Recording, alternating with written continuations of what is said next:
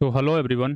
कैसे हो आप सभी लोग? बढ़िया होंगे, मस्त होंगे। और राजस्थान एसआई की तैयारी आपकी कैसी चल रही है? उम्मीद है बढ़िया चल रही होगी।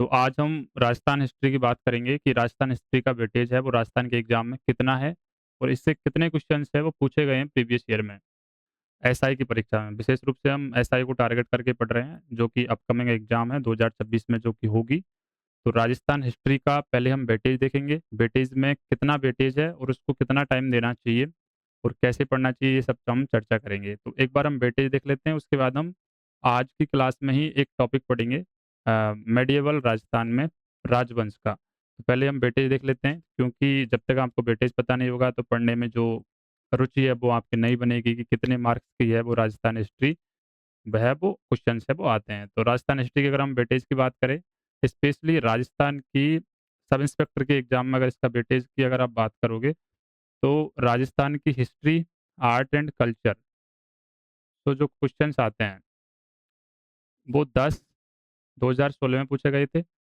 10 पूछे गए थे 2021 की फर्स्ट शिफ्ट में, 21 की सेकंड शिफ्ट में पूछे गए थे 7 मिनिमम, और इधर फिर 2021 की थर्ड शिफ्ट में पूछे गए थे 11।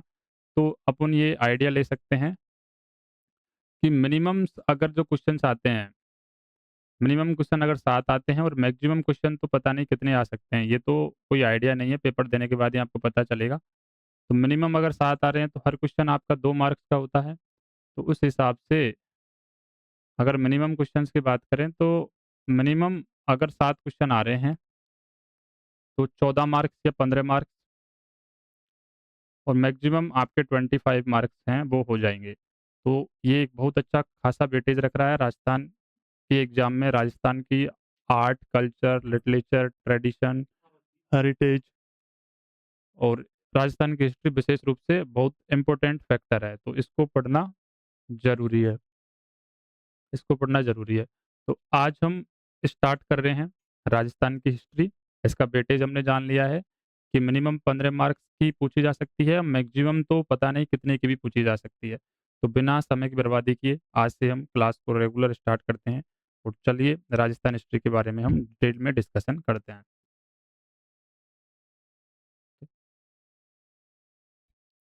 तो सबसे पहले हम राजस्थान की हिस्ट्री का डिवाइडेशन देखेंगे कि राजस्थान की हिस्ट्री है उसको डिवाइड कैसे किया गया है।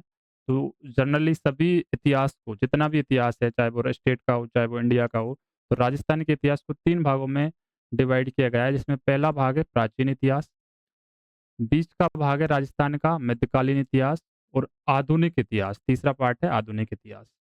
तो जनरली जो क्वेश्चंस पूछे जाते हैं आरपीएससी के नए ट्रेंड के अनुसार, तो यहाँ पे आधुनिक इतिहास से मैक्सिमम क्वेश्चन से पूछे जाते हैं। आधुनिक इतिहास में 6 टॉपिक हैं और यहाँ से हर टॉपिक से एक एक क्वेश्चन पूछा जाता है।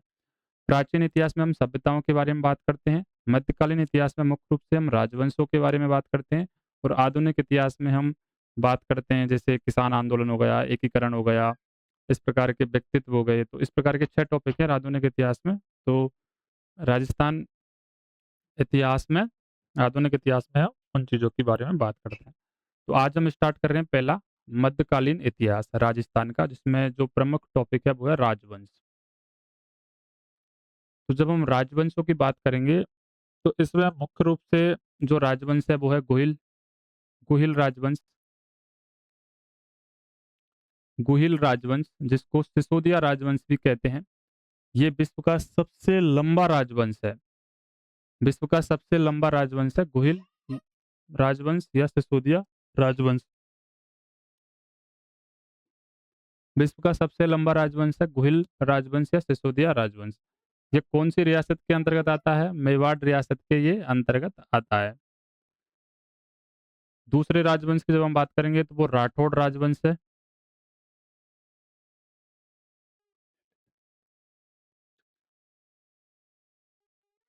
दूसरा राजवंश है राठौड़ राजवंश।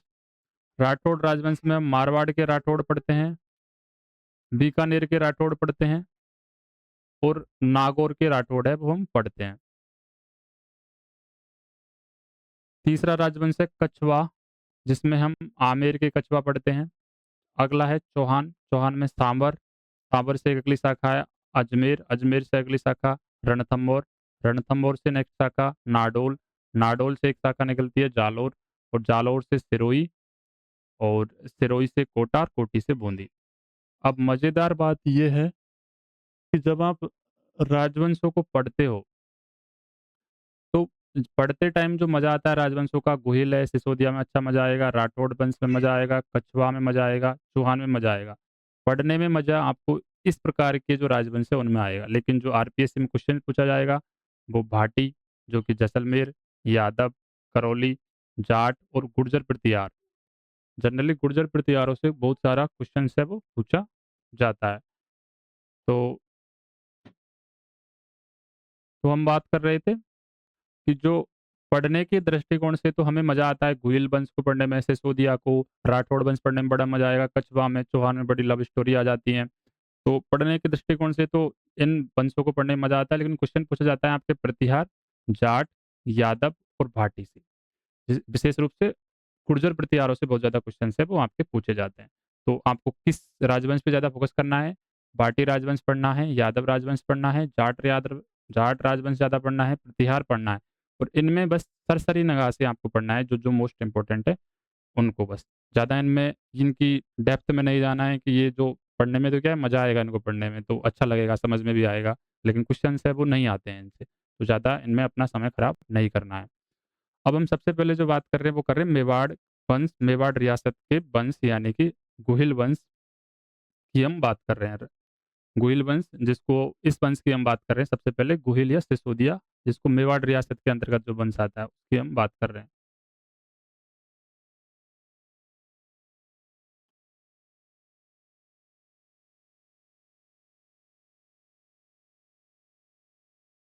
मेवाड़ का इतिहास की हम सबसे पहले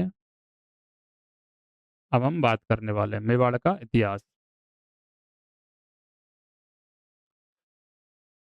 मेवाड़ के इतिहास से की जब हम बात कर रहे हैं, तो इसमें जो क्वेश्चन बनेगा कि ये पूछेगा मेवाड़ के इतिहास की जो शब्दावली है, ये शब्दावली से क्वेश्चन पूछेगा कि राजस्थान राज्य की सबसे प्राचीन रियासत कौन-सी है? तो आपका उत्तर होना चाहिए राजस्थान राज्य की सबसे प्राचीन रियासत है वो मेवाड़ रियासत है। इस मेवाड़ रियासत का प्राचीन नाम क्या था? तो इस मेवाड़ रियासत का प्राचीन नाम है मेदपाट या प्रागबाट। यानी क्वेश्चन पूछेगा वो आपसे कि मेवाड़ रियासत का प्राचीन नाम क्या है या मेवाड़ का प्राचीन नाम क्या है? तो मेदपाट या प्रागपाट है। तो 2 क्वेश्चन यहाँ से 2 क्वेश्चन बन गए।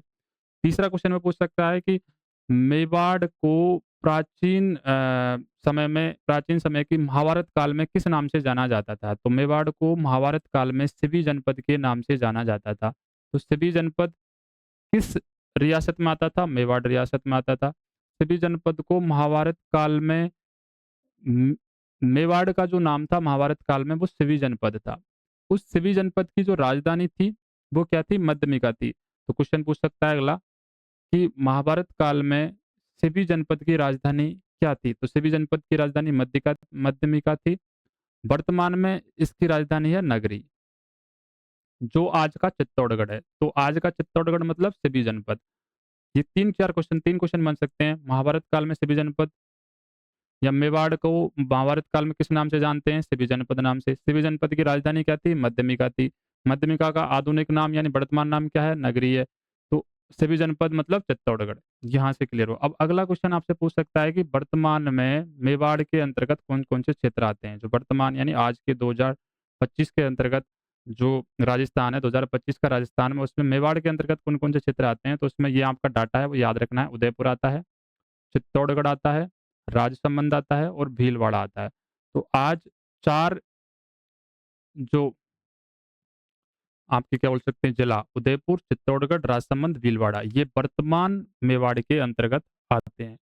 इनमें एक मुख्य बात ये है कि उदयपुर से एक जो नए जिले बने हैं उसमें से उदयपुर से निकल के आया है अपना सलुम्बर। सलुम्बर निकल के आया है उदयपुर से, सलुम्बर और भीलवाड़ा से निकल के आया है आपका शाहपुरा। शाहपुरा आपके भीलवाड़ा से निकल के आया है। तो जो मेवाड़ में जो वंश थे वो कौन-सा था? गुहिल वंश या सिसोदिया वंश था। गुहिल वंश या सिसोदिया वंश। तो यहाँ तक क्लियर हुआ। मूव करते हैं नेक्स्ट की तरफ। अब जो मेवाड़ के अंतर्गत यानी मेवाड़ के इतिहास में जो वंश है, उनमें सबसे पहला वंश है गुहिल वंश। जिसको गुहिलौत भी बोल देते हैं, गुहिलौत भी बोल देते हैं, गहलौत भी बोल देते हैं, सिसोदिया वंश भी इसका आगे जाके नाम पड़ जाता है। तो इसमें जो क्वेश्चंस पूछे जाएँगे आपसे, पूछा जाएगा कि विश्व का सबसे लंबा राजवंश कौन-सा है? तो आपको स्टेटमेंट फॉर्मेट में भी दिया जा सकता है, जैसे आरपीएससी का ट्रेंड बदल रहा है कि एक 4 स्टेटमेंट दे देगा, उसमें से पूछेगा निम्न में से कौन-सा सत्य है? ए, बी, बी, सी, ए, बी। तो ऐसे स्टेटमेंट में पूरी डिटेल याद रखनी है। विश्व का सबसे लंबा राजवंश कौन-सा है? गुहिल राजवंश है। एंड मेवाड़ रियासत का राजवंश है गुहिल।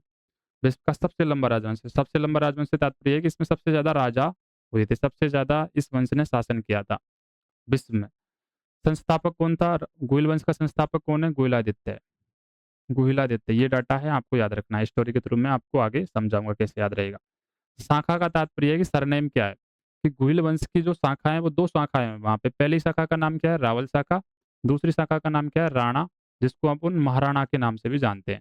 अब शाखा से तात्पर्य ये है कि सरनेम क्या है? कि गुहिल वंश जो मेवाड़ रियासत का जो गुहिल वंश है, उसमें जो राजा रहते थे, वो लास्ट में सरनेम क्या लगाते थे? जैसे कोई रावल लगाता था, जैसे तुम वहाँ क्या सरनेम लगाते हो? जैसे तुम अगर किसी जाति से हो, तो वो तुम्हारा सरनेम लगा देते हो। जैसे तुम मीना हो तो मीना लगा देते हो, राजपूत हो तो राजपूत लिख देते हो, कोई भाटी है तो भाटी लगा देता है। तो शाखा मतलब कि रावल शाखा और राणा शाखा, एक तरह से सरनेम मान सकते हो आप इसको कि उस समय कितनी शाखा थी गुइल वंश में सरनेम लगाने की? तो 2 शाखा थी, एक तो रावल शाखा थी, एक राणा और महाराणा शाखा थी।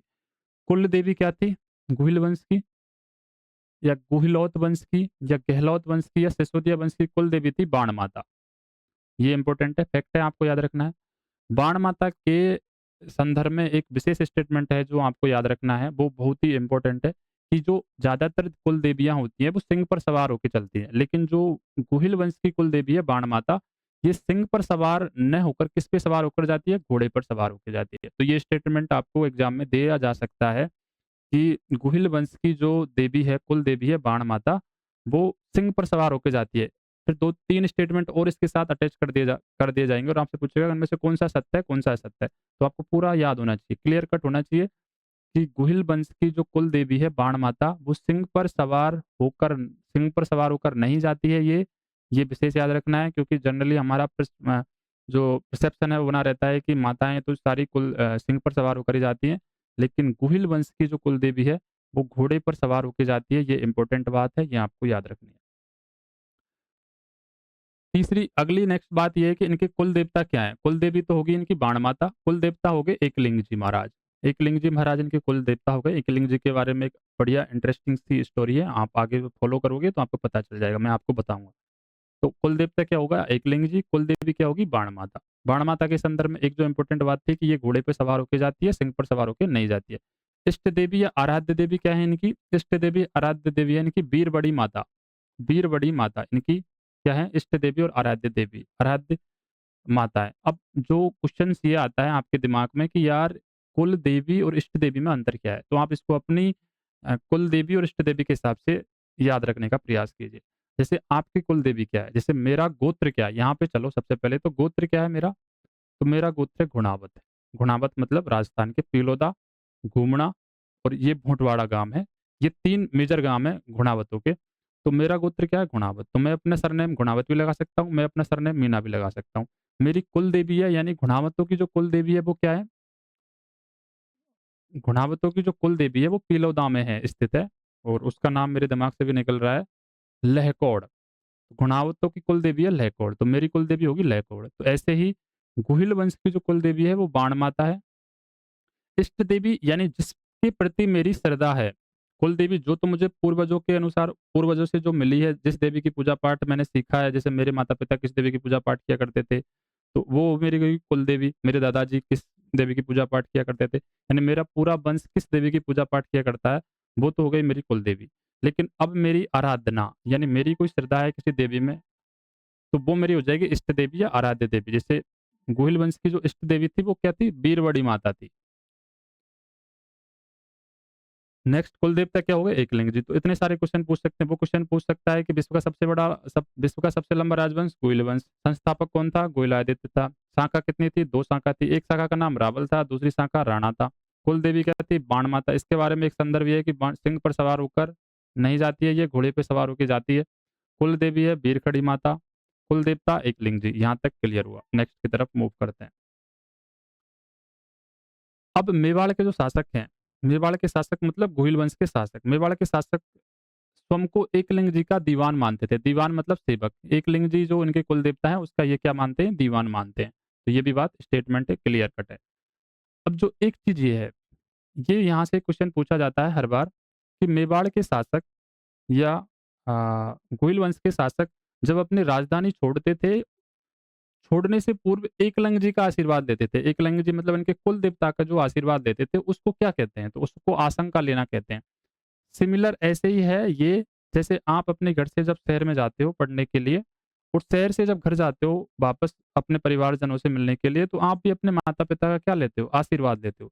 तो जो ऐसे ही क्या होता था, गोहिल वंश के शासक थे या मेवाड़ वंश के जो शासक थे, अपनी राजधानी छोड़ने से पहले उनके कुल देवता की से आशीर्वाद लेते थे और उस आशीर्वाद लेने को ही एक शब्दावली दी गई है, उसे कहते हैं आशंका लेना। तो ये क्वेश्चन बहुत बार पूछा जाता है कि गोहिल वंश के शासक या मेवाड़ वंश के शासक या मेवाड़ रियासत के शासक जब अपनी राजधानी छोड़ते थे, तो उससे पहले वो एकलिंग जी का आशीर्वाद लेते थे। उस बात को आप क्या कहते हैं? तो उस बात को आप आशंका लेना या आशीर्वाद लेना कहते हैं। नेक्स्ट जो बात है इंपॉर्टेंट, वो है कि जो मेवाड़ के शासक हैं, क्या मेवाड़ के जो शासक हैं, मेवाड़ के जो शासक हैं, उनको हिंदुआ सूरज के नाम से भी जाना जाता है। अब इनको हिंदुआ सूरज के नाम से क्यों जाना जाता है? क्योंकि मेवाड़ के बहुत सारे शासक ऐसे हैं, जिनको हिंदू शब्द की साथ उपाधि दी गई है। जैसे हिंदू सूरज की उपाधि बप्पा रावल को दी गई है, हिंदू पद की उपाधि सांगा को दी गई है, हिंदू सुल्तान की उपाधि कुंभा को दी गई है, हिंदू जसवंत सिंह को किसकी उपाधि दी गई है? आपको मैंने एचडब्ल्यू में दे दिया। बर्बल हिंदू की उपाधि हम्बीर को दी गई है। तो इसके जो मेवाड़ के शासक थे, उनको हिंदू शब्द के साथ उपाधि दी गई है। इस वजह से इस पूरे मेवाड़ रियासत के शासकों को हिंदुआ सूरज के नाम से जाना जाता है। तो आपको स्टेटमेंट में दिया जाएगा कि हिंदुआ सूरज की उपाधि किस रियासत के शासकों को दी जाती है? तो आप सीधा-सीधा उत्तर दे दोगे कि भई मेवाड़ रियासत के शासकों को हिंदुआ सूरज की उपाधि दी जाती है। क्लियर कट हुआ? अब इसकी कुछ प्रमुख राजधानियाँ थी, उनके बारे में हम चर्चा कर लेते हैं। तो इसकी राजधानी नागदा बनाई थी बप्पा रावल ने, आहड़ बनाई थी अल्लट ने, ये डाटा है आपको याद रखना है। चित्तौड़ बनाई थी चेत्र सिंह ने, कुंभलगढ़ बनाई थी राणा कुंभा ने और उदयपुर बनाई थी महाराणा उदय सिंह ने। और चांवड़ चावड़ बनाई थी महाराणा प्रताप सिंह ने। तो ये डाटा है, ये आपको फैक्ट है, ये आपको याद रखना है। इसमें कोई भी समझने वाली चीज़ नहीं है, इसको रटना है तो रटना है। नागदा, बप्पा रावल, आहड़, अल्लट, चित्तौड़, चैत्र सिंह, कुंभलगढ़, राणा कुंभा, उदयपुर, महाराणा उदय सिंह, चांवड़, महाराणा प्रताप सिंह। हिंदुआ सूरज की उपाधि किस प्रकार के किस रियासत के शासकों को दी गई है? तो हिंदुआ सूरज की रियासतों को, हिंदुआ सूरज मेवाड़ रियासत के शासकों को दी गई है। नेक्स्ट की तरफ अपन मूव करते हैं कि गोहिल वंश की शाखाएँ क्या होती हैं? जनरली क्वेश्चंस यहाँ से नहीं आता, आपसे पूछा जाता है कि प्रतिहार वंश की शाखाएँ कितनी हैं? लेकिन हो सकता है अब आरपीसी का ट्रेंड बदल रहा है तो वो पूछ भी ले, तो बेटर है कि अपन इसको समझ ही लेते हैं। तो गोहिल वंश की जब शाखाओं की जब आप बात करोगे कि इसकी कितनी शाखाएँ हैं, तो इतिहासकारों के अनुसार उसमें पहला है मुनेत नैणसी, मुहिनोत मुहिनोत नैणसी के अनुसार मुहिनोत नौ नैणसी, जो भी शब्दावली है वो प्रोनाउंसिएशन पर आप मत जाइए, क्योंकि मैं भी पहली बार राजस्थान जीके पढ़ रहा हूँ। तो मोहिनेत नैणसी के अनुसार गुइल वंश की शाखाएं वो 24 होती हैं। अब मोहिनेत नैणसी को राजस्थान का अबुल फजल भी कहा जाता है। एक क्वेश्चन ये भी पूछा जा सकता है कि राजस्थान का अबुल फजल किसे कहा जाता है? तो मुनेत नैणसी को राजस्थान का अबुल फजल कहा जाता है। ये सारे के सारे क्या हैं? इतिहासकार हैं। इतिहासकार है, ये सारे के सारे नाम क्या हैं? इतिहासकार हैं। तो मुनेत नैणसी जिसे राजस्थान का अबुल फजल कहा जाता है, उसके अनुसार गुइल वंश की शाखाएं 24 होती हैं। स्टेटमेंट के फॉर्मेट में भी क्वेश्चन बन सकता है, जैसे 4 स्टेटमेंट देगा। मुनेत नैणसी के अनुसार राजस्थान की गुइल वंश की शाखाएं 24 होती हैं। कर्नल जेम्स टॉड के अनुसार राजस्थान की मतलब गुइल वंश की शाखाएं 24 होती है। दोनों ने सेम बात रख दी। लेकिन तीसरा जो आया इतिहासकार कविराज सामलदास दधीवाड़िया, कविराज सामलदास दधीवाड़िया, उसने बोला कि नहीं नहीं साहब, 24 नहीं होती है। गुइल वंश की शाखाएं 24 ना होकर 36 होती हैं। यानी कि 3 जो इतिहासकार हुए, उसमें पहला था मुनेत नैणसी। उन्होंने बताया कि राजस्थान के गोहिल वंश है, जिसको मेवाड़ रियासत का वंश कहा जाता है, उसकी जो शाखाएँ हैं, वो 24 हैं। कर्नल जेम्स टोड ने एक स्टेटमेंट दिया कि नहीं, सेम बात बोल दी, मोहित नैन्सी की बात को कॉपी पेस्ट कर दिया कि कर्नल जेम्स टोड के अनुसार 24 होती है। लेकिन तीसरा जो इतिहासकार आया था, कविराज श्यामल दास ददीवाड़िया, उन्होंने बोला कि राजस्थान की जो गुहिल वंश की शाखा है वो 24 नहीं है, 36 है। और कवि राज श्यामल दास ददीवाड़िया ने एक रचना की थी, वीर विनोद। ये वीर विनोद रचना की थी, ये भी आपको याद रखना है, इंपॉर्टेंट है। वो पूछ सकता है कि वीर विनोद नामक जो रचना है वो किसने की थी, और उस वीर विनोद में किस प्रकार की रियासत के राजाओं का उल्लेख है। तो वीर विनोद में मेवाड़ रियासत के राजाओं का उल्लेख है, यानी ये गुहिल वंश के बारे में जानकारी देती है। और इसके जो रचनाकार हैं वो कविराज श्यामलदास ददबाड़िया हैं, जिसके अनुसार गुहिल वंश की शाखाएं वो 36 होती हैं। ये एक राजस्थान के इतिहासकार हैं, यानी राजस्थान के इतिहास के में गुहिल वंश के बारे में अगर कोई बात लिखी मिलती है तो वो वीर विनोद में लिखी हुई मिलती है। तो ये स्टेटमेंट के फॉर्मेट में क्वेश्चन बन सकता है। 4 स्टेटमेंट देगा। मोहित नैन्सी के अनुसार राजस्थान की भूल वंश की शाखाएँ 23 होती हैं। कर्नल जेम्स टोड के अनुसार शाखाएँ कितनी होती हैं? 22 होती हैं। कविराज सामलदास ददवाड़िया के अनुसार 36 होती है। और ये 3 स्टेटमेंट दे दिया और बोलेगा इनमें से कौन-सा स्टेटमेंट सत्य है? तो ये सत्य है क्योंकि इसमें चॉइस होती है, इसमें चॉइस होती है। तो ऐसे स्टेटमेंट फॉर्मेट में भी दे सकता है, सीधा आपको फैक्चुअल भी पूछ सकता है। तो आपको चारों चीज़ें याद होनी चाहिए। भूल वंश की शाखा 3 इतिहासकारों ने दी। मोहित नैन्सी के अनुसार 24 होती हैं। कर्नल जेम्स टोड के अनुसार 24 होती हैं। कविराज श्यामलदास ददीवाड़िया के अनुसार 36 होती हैं। याद करने वाली बात है, याद ही करना है, इसमें कोई रॉकेट साइंस नहीं है। ये है कि कविराज श्यामलदास ददवाड़िया ने एक रचना की थी, जिसका नाम था वीर विनोद। इस वीर विनोद में गुइल वंश के बारे में जानकारी दी गई है, और ये मेवाड़ रियासत के राजाओं के बारे में जानकारी देती है। तो वीर विनोद पूछा जा सकता है, जिसके लेखक कौन है? कविराज श्यामलदास ददवाड़िया है। मूव करते हैं नेक्स्ट की तरफ। नेक्स्ट हम बात करेंगे गुहिल वंश की उत्पत्ति कैसे हुई थी, क्योंकि गुहिल वंश की उत्पत्ति जब हमको पता चलेगा तो हमें बहुत सारी चीज़ें इंटरेस्टिंग और भी समझ आएंगी। तो गुहिल वंश की उत्पत्ति के बारे में सेम वही 3 इतिहासकार थे। पहला इतिहासकार था कर्नल जेम्स टॉड, दूसरा था अबुल फजल, और तीसरा था गौरीशंकर गौरीशंकर हीराचंद ओझा। गौरीशंकर हीराचंद ओझा। तो गुहिल वंश की उत्पत्ति के बारे में पहली बात जो कर्नल जेम्स टोड ने कही है, ये भी यहाँ से भी क्वेश्चन बन सकता है स्टेटमेंट फॉर्मेट में, तो कहीं से भी बन सकता है, आपको इसकी पूरी चीज़ याद होनी चाहिए। तो गुहिल वंश के बारे की उत्पत्ति के बारे में कर्नल जेम्स टोड ने कहा था कि ये गुहिल वंश है, ये गुजरात का एक साम्राज्य है, वल्लभी नगर के साम्राज्य है। गुजरात में एक वल्लभी नगर जगह है, वहाँ के साम्राज्य हैं, शिलादित्य के वंशज हैं ये। इसके बारे में एक इंटरेस्टिंग स्टोरी ये है कि गुजरात का जो हमारे राजस्थान के पड़ोसी राज्य है गुजरात, उसमें एक जगह है वल्लभी नगर, वहाँ पे एक साम्राज्य था शिलादित्य नाम का। उसको हमारे राजस्थान के आबू, उस समय में एक परमार वंश था, उसकी एक पुष्पावती पुष्पावती नाम की महिला से प्रेम हो जाता है, और उसी के फलस्वरूप उनकी पीढ़ी दर पीढ़ी उनके वंशज से इस कुइल वंश का जन्म हुआ था। तो आपको इतना याद रखना है कि कर्नल जेम्स टोड ने गुइल वंश की उत्पत्ति के बारे में क्या बात कही है। तो कर्नल जेम्स टोड ने गुइल वंश की उत्पत्ति के बारे में कहा है कि ये जो गुइल वंश है, ये गुजरात के वल्लभी नगर के साम्राज्य शिलादित्य के वंशज हैं। तो स्टेटमेंट अगर वहाँ पे आपको ये स्टेटमेंट दिया जा सकता है कि कर्नल जेम्स टोड के अनुसार जो गुहिल वंश की उत्पत्ति है, वो गुजरात के वल्लभी नगर साम्राज्य से हुई है। सत्य है या असत्य है? तो ये सत्य है, और इसमें कुछ अगर डाटा इंटरफेयर कर रहा है तो वो असत्य हो जाएगा। अबुल फजल ये एक ईरानी व्यक्ति है, ईरान का शासक है। अबुल फजल ने बोला है कि ईरान का शासक था, नौशेखा आदिल की संतान है। जो गुहिल वंश है वो नौशेखा आदिल की संतान है। तो ये भी स्टेटमेंट है, फैक्चुअल डाटा है, आपको याद रखना है कि गुहिल वंश की उत्पत्ति के बारे में दूसरा इतिहासकार था अबुल फजल। उसने बोला कि जो ये गुहिल वंश की जो उत्पत्ति है वो ईरान के शासक नौशेखा आदिल की संतान है। ये एक ईरानी शासक था नौशेखा आदिल, उसकी ये संतान है। और तीसरा जो व्यक्ति था डॉक्टर गौरीशंकर हीराचंद ओझा, उसने बोला कि गुहिल वंश है वो सूर्य वंशी है। ना तो ये वल्लभी नगर साम्राज्य गुजरात के शासक सलादित्य के वंशज हैं, जो कि कर्नल जेम्स ने बोला था, ना ही ये ईरान के शासक नौशेखा आदिल की संतान है, जो कि अबुल फजल ने बोला था। उन्होंने बोला कि गुहिल वंश है वो सूर्यवंशी है। तो ये तीनों क्वेश्चन आपसे पूछे जा सकते हैं। वो आपसे पूछ सकता है कि किसके अनुसार गुहिल वंश सूर्यवंशी है, तो आपका उत्तर होना चाहिए डॉक्टर गौरी शंकर हीराचंद ओझा। डॉक्टर गौरीचंद हीराचंद ओझा के अनुसार गुहिल वंश क्या है? सूर्यवंशी है। एक स्टेटमेंट आपको दे सकता है कि डॉक्टर गौरीशंकर क्या है डॉक्टर जे.एच. ओझा, यानी गौरीशंकर हीराचंद ओझा के अनुसार गुइलवंश सूर्यवंशी हैं, एक स्टेटमेंट। अबुल फजल के अनुसार ईरान के शासक नौशेखा आदिल की संतान है गुइलवंश, दूसरा स्टेटमेंट आपको दे दिया। तीसरा स्टेटमेंट दे दिया कि कर्नल जेम्स टोड के अनुसार बल्लभी नगर साम्राज्य गुजरात के शासक सलादित्य के वंशज हैं। उपयुक्त में से कौन सा सही है? ए सही है, बी सही है, ए बी सही है, बी सी सही है, ए बी सी सही है, ऑल सही है। तो आपका उत्तर होना चाहिए ऑल सही है, ये सारे के सारे सही है। उसमें स्टेटमेंट वाइज भी दे सकता है और सीधा आपको डायरेक्ट भी पूछ सकता है, डिपेंड ऑन उसका मूड कैसा है पूछने का। तो गुइल वंश की उत्पत्ति क्लियर हुई। कर्नल जेम्स टोड के अनुसार बल्लभी नगर साम्राज्य गुजरात के शासक सलादित्य के वंशज हैं।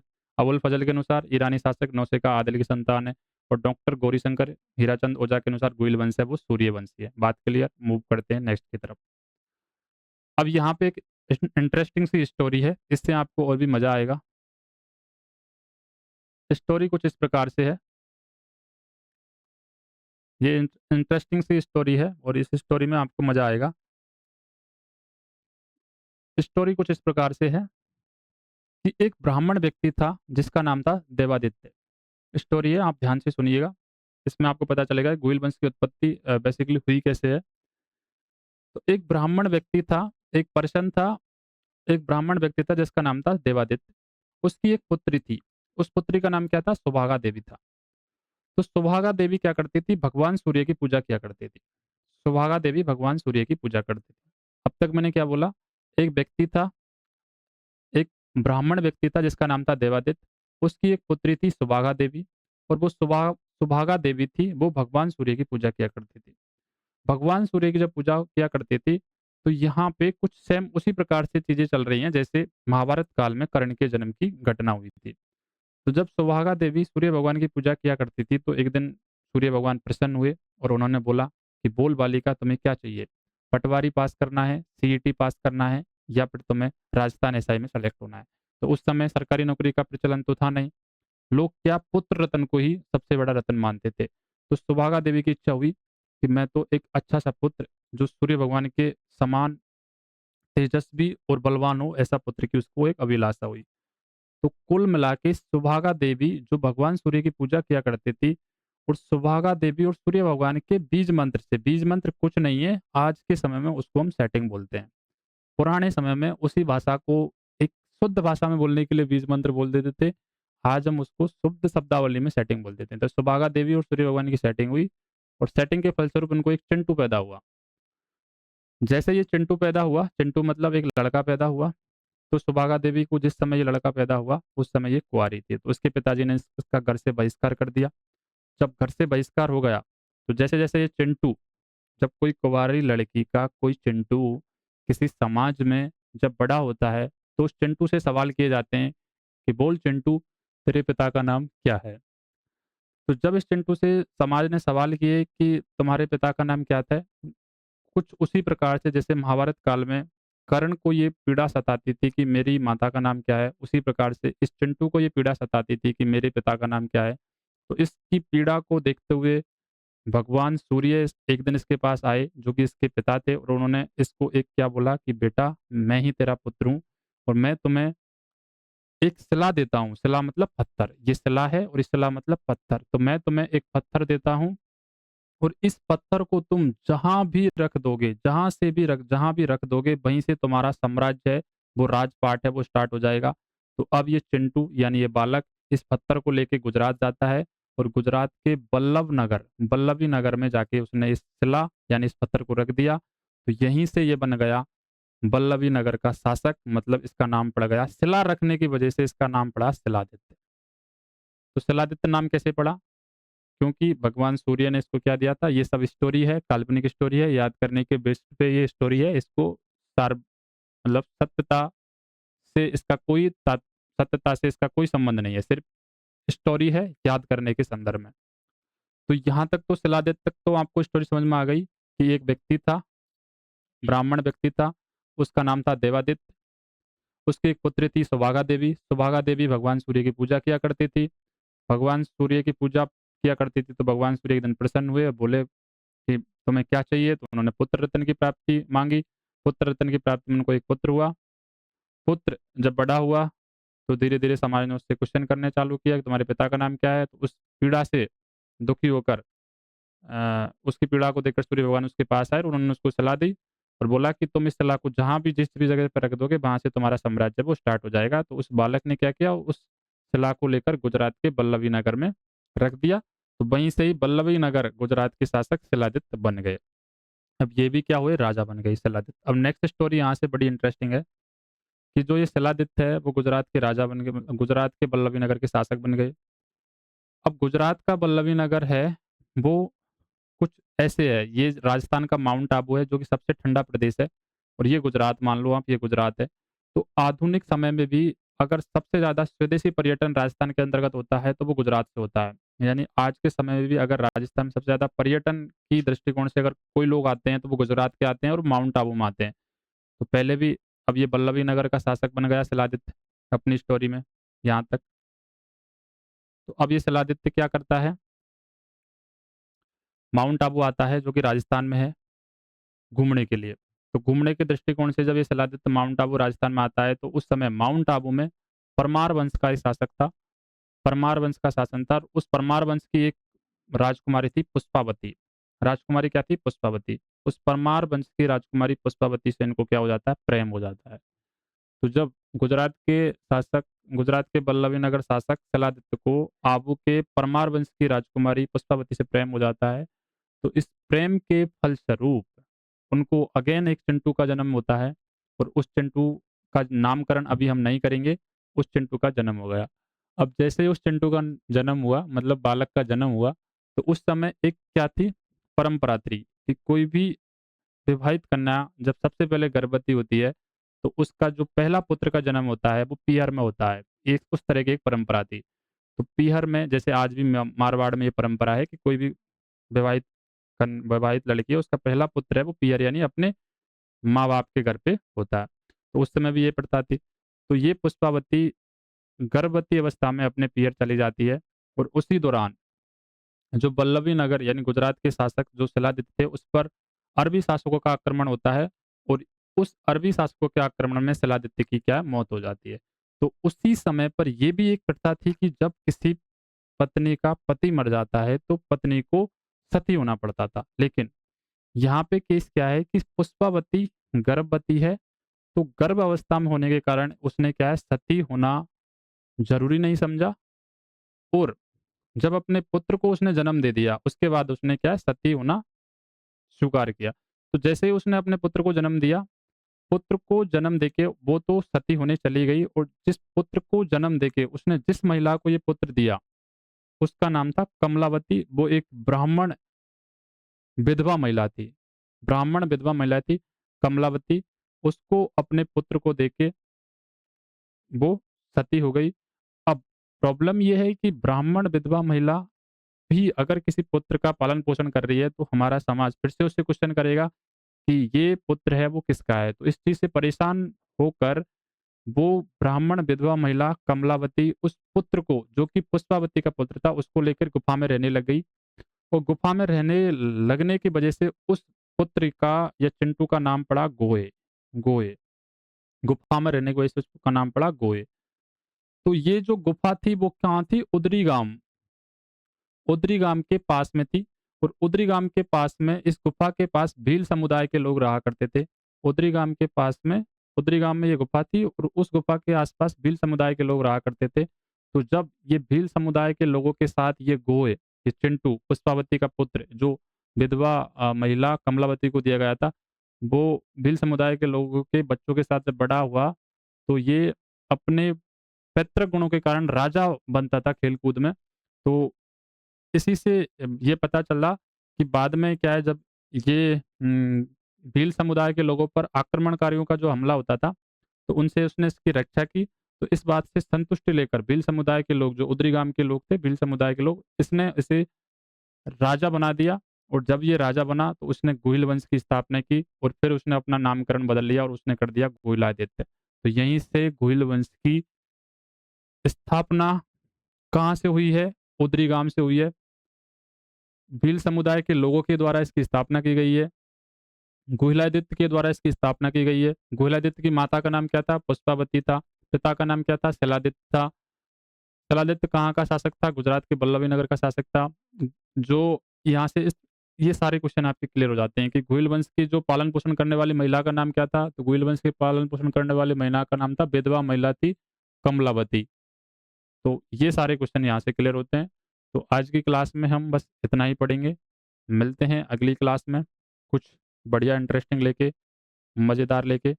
तो आज की क्लास हम यहीं स्टॉप करते हैं। मिलते हैं अगली क्लास में, दूसरी में। तब तक के लिए शुक्रिया। जय हिंद, जय भारत।